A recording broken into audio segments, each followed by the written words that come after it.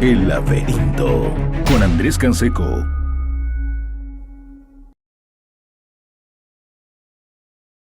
¿Qué tal? Muy buenas noches.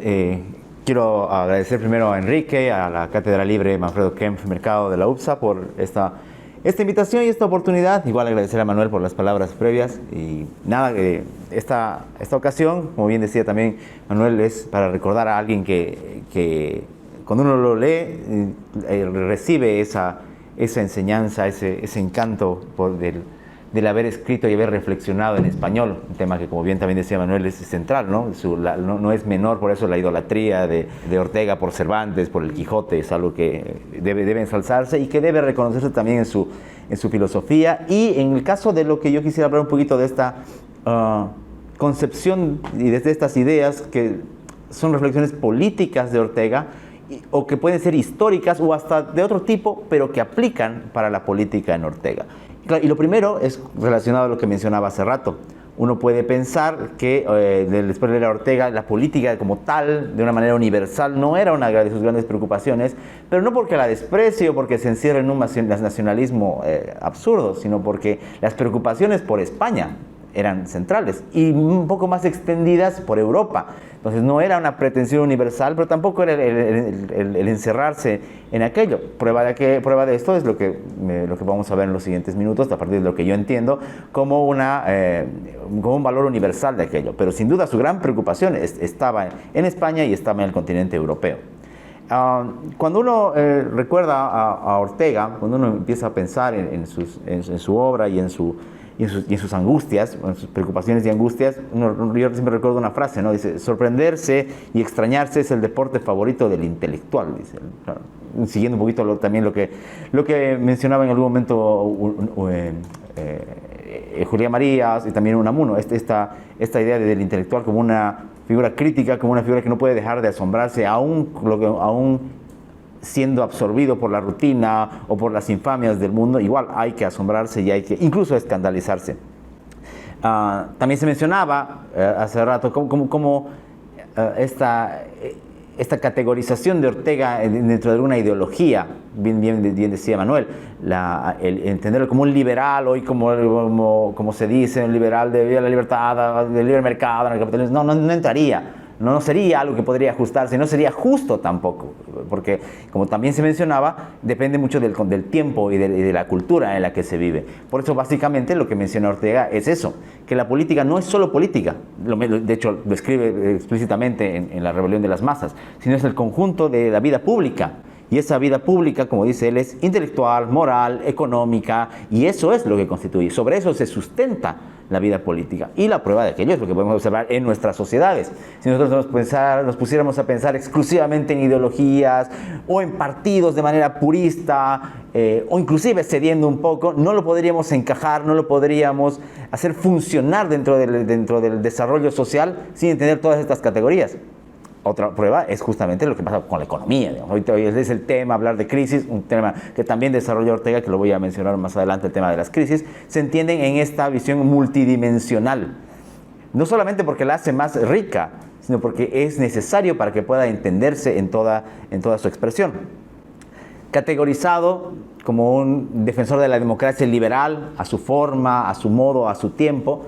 No era muy querido por la derecha porque era católico y justamente bastante liberal en algunas cosas, y tampoco era querido por la izquierda porque era considerado, como dice, casi como un señorito. Como aquí cuenta esa historia Jorge Novella en la introducción de Historia como Sistema. Dice que lo consideraba un señorito y por eso no era tampoco querido por la izquierda.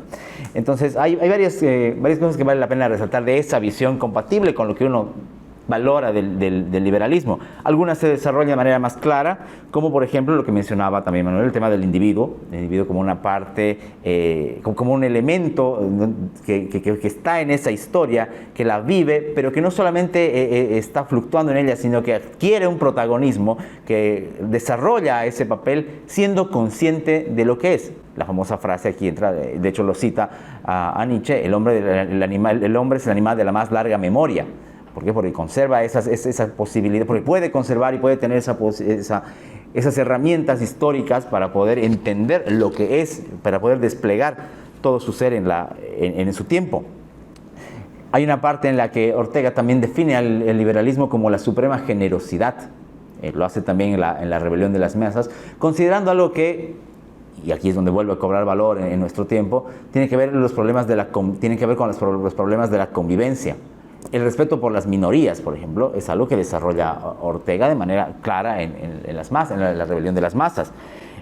Menciona algo que, bueno, estamos cambiando de ciclo en Bolivia, pero igual, para que vean lo vigente que está Ortega, él menciona que ya en esa época, en el inicio de esta rebelión de las masas en el siglo XX, se empezaba a ver como algo extraño tener que convivir con la oposición, tener que desarrollarnos en un mismo espacio con aquel que piensa diferente. Claro, y nosotros desde esta lógica, después de 20 años en Bolivia, podremos decir que sí, hemos asistido a un tiempo en el que no se deseaba convivir con el que piensa diferente. Se deseaba, como dice Ortega, aniquilarlo de alguna manera, física o políticamente. Es decir, la idea de, lo hemos dicho en varios espacios igual, la idea de consensos, la idea de acuerdos y demás, ahora nos parecen casi extrañas. Hay toda una generación que ha vivido sin esa lógica en Bolivia. Entonces vale también esta lectura y esta oportunidad de recordar a Ortega y Gasset de que efectivamente no es un fenómeno aislado, nuevo. O sea, sí, es una cosa que estamos viviendo, que hemos vivido durante 20 años, pero no es algo que aparece de la nada. Tiene sus correlativos en el mundo europeo también, y con lo que ya anticipaba Ortega en la rebelión de las masas. Otro tema que a mí me hace mucho, mucho interés de la rebelión de las masas, específicamente antes de que pase a hablar de otro libro y no estancarme ahí, aunque es muy interesante, es el tema de la acción directa. Ortega entiende la acción directa no solamente como un actuar de las masas en la vida política, sino también pública y hasta en nuestras vidas personales. Él menciona muy a su estilo, todavía del siglo XIX, un hombre creado en el siglo XIX y demás, la idea de el respeto por los modales, el considerar al otro, el darle ese valor, cosa que hoy parece tan olvidada, aunque esa es una frase de viejos que ya puedo empezar a decir, los jóvenes ya no son los de antes, pero me parece menor. Pero es real, porque eso se plasma, como decíamos hace rato, porque la política no es solo política, está imbuida de cultura y todo lo demás, como algo en lo que ya todos estos mecanismos, todos estos trámites en el buen sentido de la palabra, la cortesía, no importa, y eso se plasma en la política, es decir, ok, no consulto, no tomo, bloqueo, corto, secuestro, robo, tomo lo que no es mío, punto, porque no importa todo lo demás, porque podré encontrar justificaciones de cualquier tipo, populares, revolucionarias, de distinta índole para justificar eso, pero no me importa, me salto todo aquello, por eso se llama la acción directa. Y fíjense cómo es, no es casual, ¿no? De repente es algo que se podía prevenir, porque también hay una relación con aquello. Humberto Eco, en su conocidísimo ensayo sobre el fascismo, sobre el urfascismo, sobre el fascismo eterno, entre las 14 características que menciona sobre el fascismo, está justamente, y utiliza, en la traducción al menos utiliza ese mismo término, la acción directa. La manera en la que los grupos o el fascismo actúan sin considerar los procedimientos, sin considerar las instituciones, entendidas como las reglas del juego de la convivencia. Entonces, vale la pena. Esto, estamos saliendo de ni siquiera pareciera que tuviéramos que ejemplificar tanto, porque estamos todavía en estas vivencias en Bolivia de aquello, no sabemos lo que podrá venir, pero vale también por eso que la importancia de revisar estas ideas y entenderlas para la política en el sentido de lo que menciona Ortega. También, por supuesto, hay una crítica al Estado en el sentido, como les digo, no tradicional del liberal político, menos del anarquista, pero sí como un vehículo a través del cual las masas, o inclusive otro tipo de ideologías o de movimientos, más bien podrían haber tomado esto para llevar su acción directa. Contrariamente a lo que originalmente se podría pensar que el Estado debería resguardar, más bien de que no haga, estas masas o estos grupos hubiesen tomado el Estado para, estatificando la vida, que es lo que él menciona, llevarse por delante todo lo antes construido. Ejemplo, Bolivia, no hay donde perderse por ahí. Pasando, para no quedarme con la rebelión de las masas, hay una cosa que vale la pena también mencionar, y si bien puede no considerarse puramente política, sí aplica, y también lo mencionaba de manera muy interesante Manuel, que es el tema del individualismo. Cómo interpreta la idea de lo colectivo y de lo individual Ortega y Gasset. Él menciona que, por ejemplo, hay una especie de lucha, no menciona la palabra lucha porque no es del corte marxista, es digamos una pulseta entre el individuo y lo que él llama las muchedumbres difusas porque no se nota, porque a pesar de que desde algunas ideologías de corte nacionalista o colectivista se le busca dar un cuerpo y una identidad pura, monolítica y bien definida a lo colectivo, para Ortega no, es eso, es difuso, se pierde ahí, y ante eso está el individuo que se desarrolla. ¿Y dónde está el punto de quiebre, además de lo histórico que se mencionaba muy bien? La palabra que varias veces se ha mencionado, la convivencia. La vida histórica, dice Ortega, es convivencia. Es el individuo desarrollándose en esa colectividad, lidiando con los problemas, lidiando con aquellas cosas que considere beneficiosas para alcanzar, etcétera, etcétera. Ese es el punto. La vida histórica es convivencia, dice. Y también, y hay algo que también podría aplicarse en política y hasta en cuestiones relacionadas al proselitismo, dice, es tal este juego del individuo y con lo colectivo, con las sociedades, que cuando un individuo no se siente parte de esta sociedad, o al revés, esta sociedad no siente como al individuo como parte de ella, parece como que estuviera pegado, dice, es un individuo heterogéneo y que busca realizar algo dentro de un grupo que no le cierra, en el que no logra encajar. Utiliza una expresión, parece que resbala, dice él. Y esto podría aplicarse para nuestra vida personal, inclusive, decir, no, hay grupos en los que yo no encajo. Comunidades en las que, por último, sí, no son cuestiones que sean personas malas y que yo sea bueno o al revés, sino que me siento heterogéneo en ese grupo, no convivo, resbalo. Inclusive podría aplicarse hasta campañas políticas recientes, tenemos ejemplos. Por más que disfracen a candidatos, por más que los lleven a shows, espectáculos populares, su perfil no encajaba. No digo en todo el país, ¿no? Pero en ciertos grupos no encajaba, forzado. Es real. Entonces, seguramente podríamos darle la razón a Ortega también en aquello. Se mencionaba también, de manera muy interesante y útil, el tema de las generaciones. Y tal es, como bien decía Manuel, una preocupación de Ortega que por lo menos en tres de sus libros se menciona eso, o al menos yo lo he encontrado como una preocupación. Está en torno a Galileo, lo menciona en el tema de nuestro tiempo, y también lo menciona en la rebelión de las masas, ¿no? Esta idea de que es una generación, un rango etario, no solamente, porque hay diferencia el tema de contemporáneo y coetáneo. Contemporáneos somos todos, estamos en este tiempo compartiendo, hay un rango de edad en esta sala diferente, pero coetáneos somos pocos. El mundo en el que nos hemos criado, el mundo en el que nos hemos empezado a formar no es el mismo cada ciertos 20, 30 años, siendo generosos. Inclusive, y esto lo menciona de alguna manera un poco más literaria, a su estilo Pérez Reverte, son mundos que se van. Pérez Reverte dice, cuando murieron mis abuelos, no solamente se fueron físicamente ellos, sino el mundo que ellos criaron, esas costumbres que ellos tenían se fueron. Recibimos algunas, es cierto, las reproducimos, pero ese mundo como tal deja de haber. Y esto también lo tiene, lo maneja José Ortega y Gasset cuando habla de las generaciones, porque para él esta manera de recibir el pasado puede entenderse de dos maneras. Una manera de rechazo, o sea, que casi de arrasar con lo que vino, no quiero más, propio de las épocas revolucionarias, por ejemplo, o una época acumulativa, una época en la que, ok, esto lo asimilo, me sirve, considero que es bueno para mí, las sociedades, los grupos, las personas asumen que esas tradiciones, que ese conjunto de prácticas de la anterior generación sirve. Claro, y ese es un tema que a mí me fascina, yo lo he dicho varias veces, porque considero que gran parte de los problemas, y no solo filosóficos, sino de nosotros mismos, es asumir esa lucha entre qué conservo del pasado, qué transformo, qué vale la pena quitar, qué vale la pena añadir, qué vale la pena asimilar. Entonces ese tema de las generaciones es muy importante para Ortega, tanto que inclusive trata de jugar un poquito con esta figura lineal. Nosotros pensamos en generaciones ahora, de repente pensamos ya sea de manera horizontal, pensando en la clásica línea temporal. No hay que pensar así, hay que pensar en vertical, dice. Y utiliza la metáfora que también se utilizaba por otros pensadores, porque al final las generaciones no hacen más que estar en hombros de las anteriores. Ven más allá, gracias a las anteriores personas que han estado y que han construido el conocimiento, que han construido el mundo, que han construido la política. Ok, perfecto, ven más, pero sin ellas no verían. Y de alguna manera dependen de eso. Y por eso mismo se pueden caer y pueden derrumbar si es que no las entienden y no las cuidan. Entonces vale también esa reflexión, porque el tema de las generaciones importa.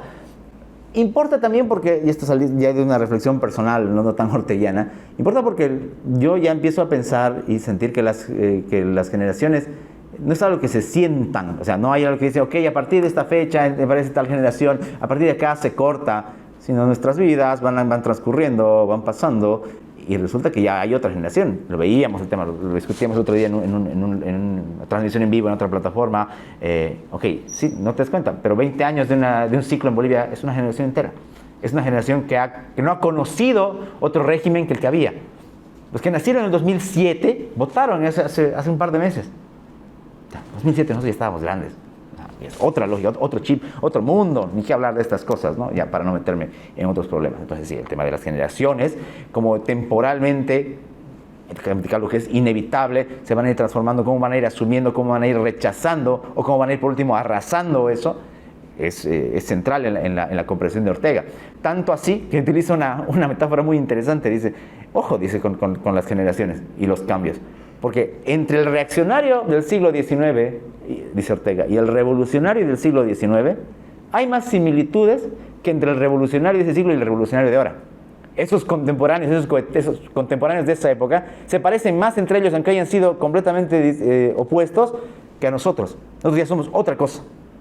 Entonces ahí también se puede notar en ese ejemplo, en esa metáfora. Hablando de revolución, para cerrar ya que mencionaba ese tema, Ortega hace una distinción, ¿no? Claramente no es del espíritu revolucionario, no es un pensador de ese estilo, ni siquiera pareciera que podríamos ubicarlo como un reformista de la sociedad, menos un ingeniero social por fortuna. Pero sí trata de hacer algunas diferencias. Dice, las revoluciones, como las entendemos ahora, son un fenómeno moderno, relativamente moderno. Lo que se buscaba antes en la antigüedad contra la esclavitud, los que se sublevaban antes, no buscaba un cambio profundo, buscaban liberarse, punto, ellos, no reformar el mundo, no transformarlo. Por eso dice Ortega, textualmente, las revoluciones no se hacen tanto contra los abusos, se hacen contra los usos. Es decir, contra la forma en la que se vivía, no esa es la diferencia entre un levantamiento de la época romana o griega contra un modelo de revolución de ahora. Entonces hay esta diferencia. Para seguir avanzando, claro, él lo mencionaba hace rato, y eso lo desarrolla Ortega en torno a Galileo, le brinda un capítulo entero a una palabra que seguramente ha sido una de las mayores búsquedas en redes sociales y en motores de búsqueda en los últimos meses y años. Crisis. ¿Qué es para Ortega una crisis? Dice Ortega, es un periodo, es un tiempo que puede ser histórico, político, económico, en el que no hay certeza, dice. Hoy es una cosa, mañana otra. Y no se está refiriendo solamente a crisis cambiaria del dólar, sino en general a que el ser humano no sabe dónde estar, no sabe dónde ir. Estoy en crisis, no sé qué hacer. Mi capacidad de reflexionar, mi capacidad de tomar decisiones, mi capacidad de prever un poquito el futuro se ha anulado. Y en esa crisis no sabemos dónde estamos ni qué hacer, dice Ortega. Y ante eso, dice él, hay un problema, dice. Puede haber personas que tengan la voluntad de solucionar esta crisis o de hacer algo para salir de ella. Pero también dice, es muy posible que nos encontremos con posiciones falsas y fingidas, casi generaciones enteras que se falsifican a sí mismas. Otro ejemplo real de lo que vivimos acá. O sea, de verdad, ¿cuántas personas en Bolivia que asumen un interés político o ciudadanos, si quieren verlo, de verdad tienen el interés de salir de esta crisis? ¿Y cuántos quieren aprovechar más bien para poder resaltar, para poder ganar, para poder granjearse beneficios? Son personas o individuos y hasta generaciones, dice Ortega, que se falsifican a sí mismos. Y para ir terminando, el tema de la democracia. Bueno, de ahí es bastante complejo entender porque, si bien es cierto, Ortega va a defender la democracia liberal, las instituciones y demás, si uno entiende en el concepto contemporáneo de democracia, vamos a encontrarse que es completamente opuesto, ¿no? La idea de oponerse a las masas, a las muchedumbres, a las grandes mayorías, si quieren ponerle el término que usan los políticos ahora en el presente, él va a ser bastante guardado, eso no. O sea, de hecho va a decir, lo menciona en algunas páginas, en un ensayo del Espectador, la democracia se puede haber plebeyizado, dice él. Claro, hoy dice, ya está políticamente incorrecto, ¿no? Es decir, ¿cómo va a decir que se va a plebeyizar la política? Y claro, la expresión que usa es que, o la idea que utiliza es que la democracia se ha pervertido, incluso dice, y que se ha convertido en gran parte en una purulenta secreción de almas rencorosas. Suena fuerte, ¿no? ¿Cómo se va a criticar la democracia? Pero si lo pensamos de una manera más finita, ¿no tendrá algo de razón? ¿No será que muchos, no solamente en Bolivia, sino en el mundo contemporáneo, para no ser tan localista, han visto en la democracia una secreción de odio, de bronca, de resentimiento, de revancha?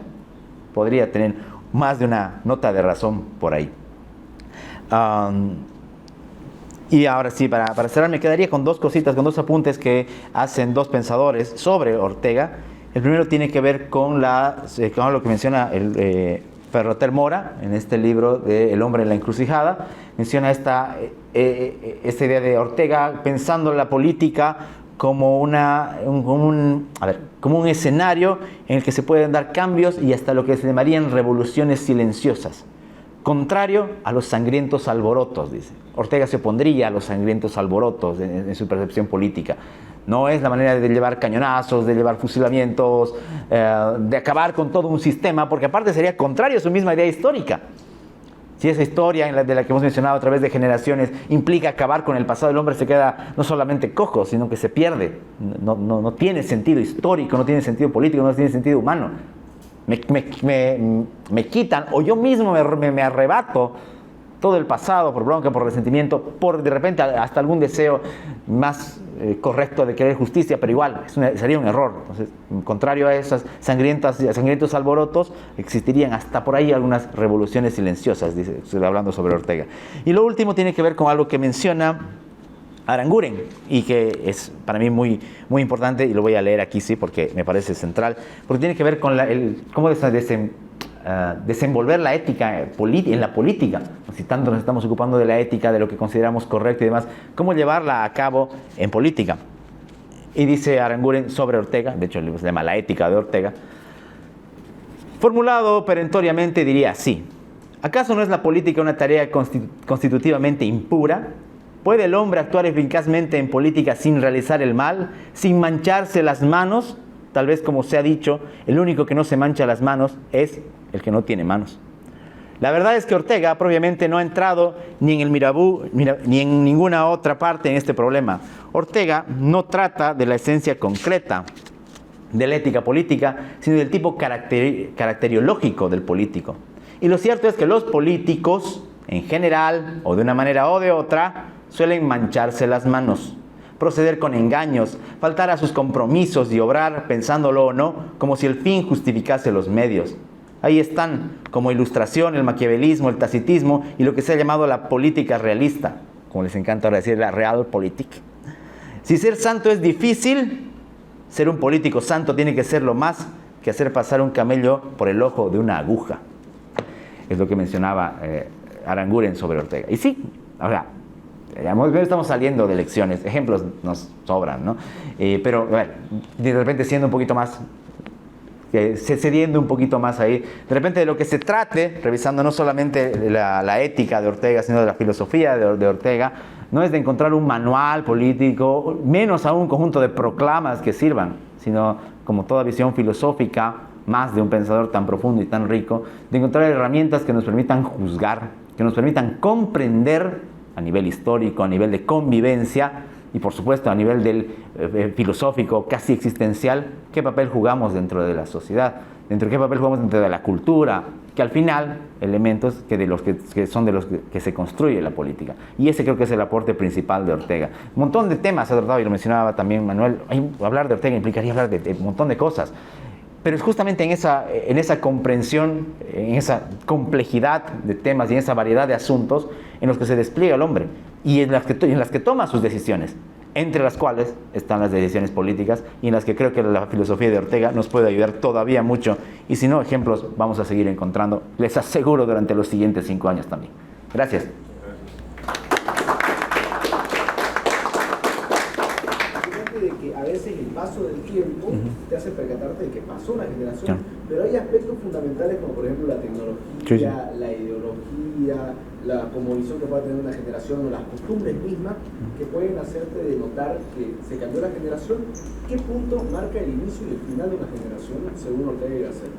Claro, para Ortega y Gasset más o menos esto se mueve en rangos de tiempo entre 20 o 30 años aproximadamente, aunque después dice que no, porque en Meditación del Quijote cuando habla específicamente de Galileo menciona 15 años, hay como una especie de elasticidad ahí.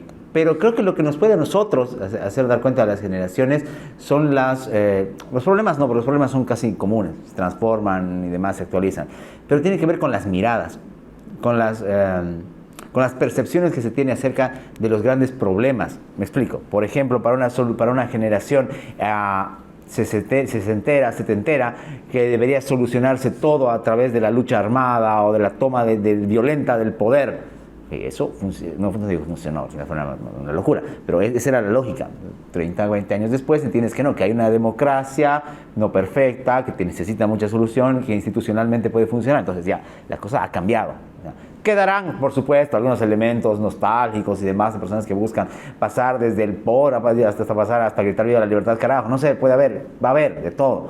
Pero en lo otro tiene que ver con eso, con una forma de notar los cambios sociales. Mencionas el tema de la tecnología. La tecnología es una forma, pero también es peligrosa.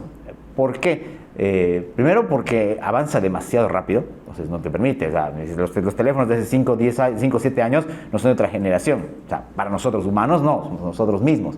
Pero hacen otro montón de cosas que antes no se hacía. Entonces, de repente ahí no va.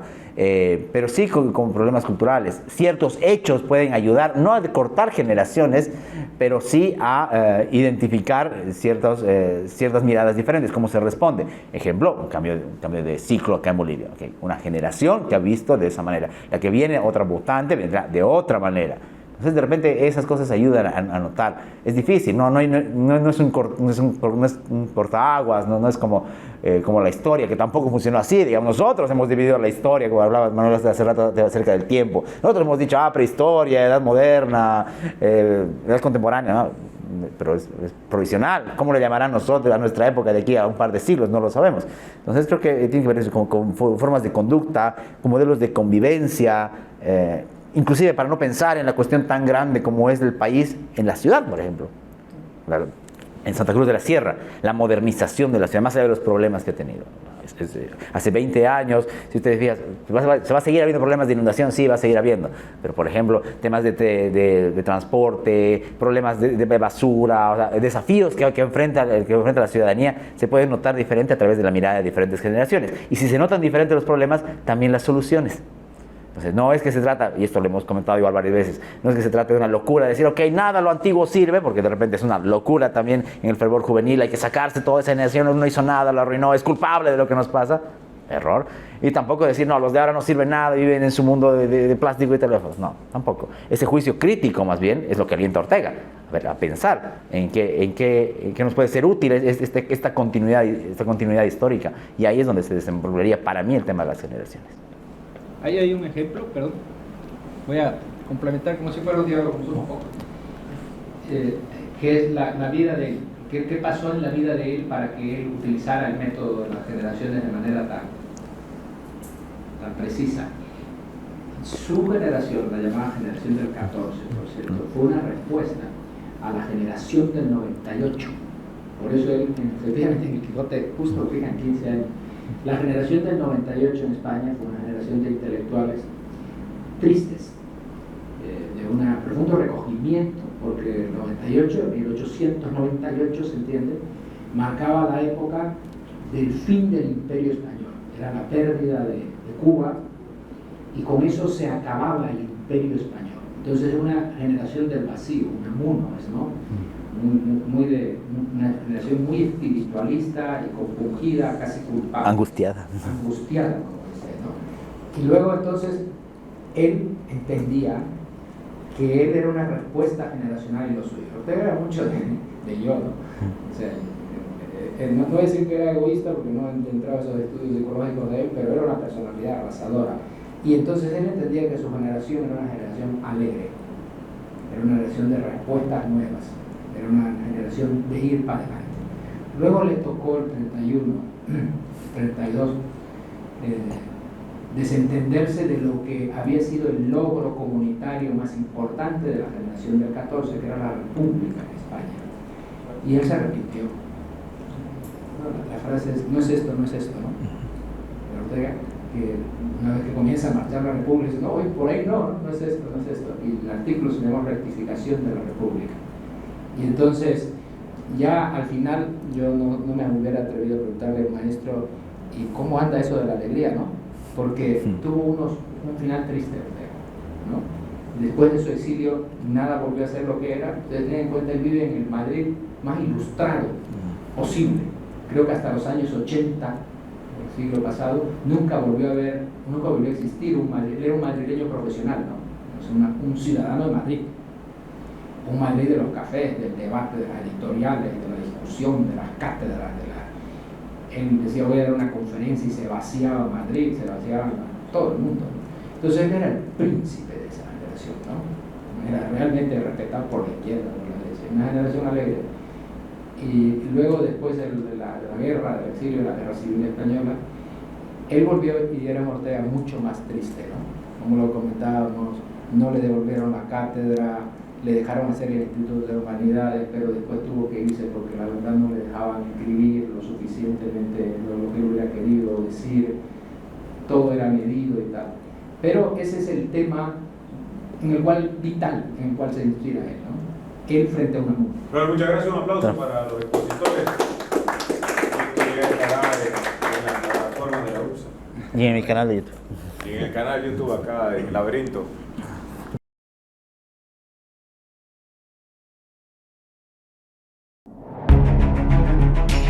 El Laberinto con Andrés Canseco.